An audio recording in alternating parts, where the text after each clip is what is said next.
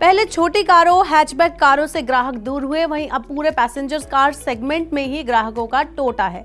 Society of Indian automobile manufacturers यानी SIAM के आंकड़ों से पता चलता है कि दिवाली जैसे बड़े त्योहार वाले नवंबर के महीने में यात्री वाहनों की बिक्री में जोरदार वृद्धि देखी गई है। लेकिन यहाँ कारों और एसयूवी की बिक्री के बीच एक बड़ी खाई देखने को मिली। भारत में जहां एसयूवी की बिक्री 27% बढ़ी है, वहीं छोटी यात्री कारों की बिक्री में 21.5% की बड़ी गिरावट देखने को मिली है।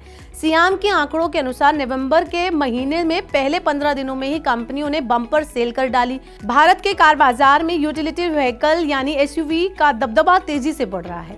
नवंबर में एसयूवी की बिक्री बढ़कर 1,75,000 के पार पहुंच चुकी।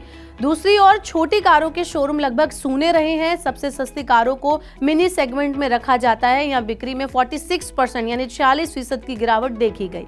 मारुति सुजुकी की अगर हम बात करें तो कंपनी की सबसे सस्ती कारों ऑल्टो और एस्प्रेसो की बिक्री में 45% की कमी आई। नवंबर में मारुति 10,000 से भी कम छोटी कारें बेच पाई। वहीं दूसरी ओर बजट कार बाजार के दूसरे खिलाड़ी रेनॉल्ट क्विड की स्थिति भी बहुत खराब रही। क्विड की बिक्री तो 60% गिरकर मात्र 610 यूनिट रह गई। छोटी कारों का ये बुरा हाल सिर्फ नवंबर के महीने में नहीं, साल के पहले 6 महीनों में भी छोटी कारों की बिक्री 41% घटी है।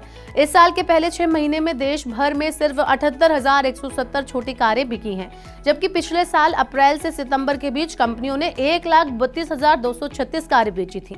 यहाँ भी मारुति को तगड़ी चोट लगी है। इस अवधि में मारुति सुजुकी ने 72,550 कारें बेची, जबकि पिछले साल कंपनी ने 1,21,056 छोटी कारें बेची थी।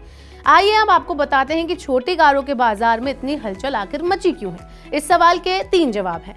तो इसमें सबसे पहला है कोरोना के बाद लोगों की कमाई घटना। बीते 3 साल में बहुत सी कंपनियों ने नई नियुक्तियां रोक दी।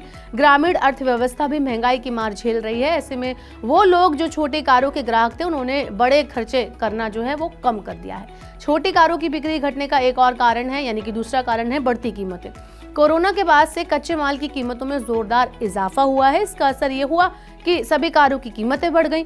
महंगी कारों पर इसका ज्यादा असर नहीं दिखा, लेकिन छोटी कारें अब सस्ती नहीं रह गई हैं। ऐसे में बिक्री घटना तो लाजमी है। कारों की सेल घटने का एक और अन्य कारण है, यानी कि तीसरी वजह है ब्याज दरों में बढ़ोतरी होना। पिछले साल से लगातार रिजर्व बैंक ने ब्याज दरें बढ़ाई हैं। इससे ऑटो लोन महंगा हो गया है। 6.5 से 7% तक मिलने वाला कार लोन अब दहाई के अंक को पार कर गया है। छोटी कारें अधिकांश कार लोन लेकर ही खरीदी जाती हैं। ऐसे में ब्याज दरें बढ़ने और कारों की कीमतें बढ़ने से छोटी कारों के ग्राहक बाजार से दूर होते दिखाई दे रहे हैं।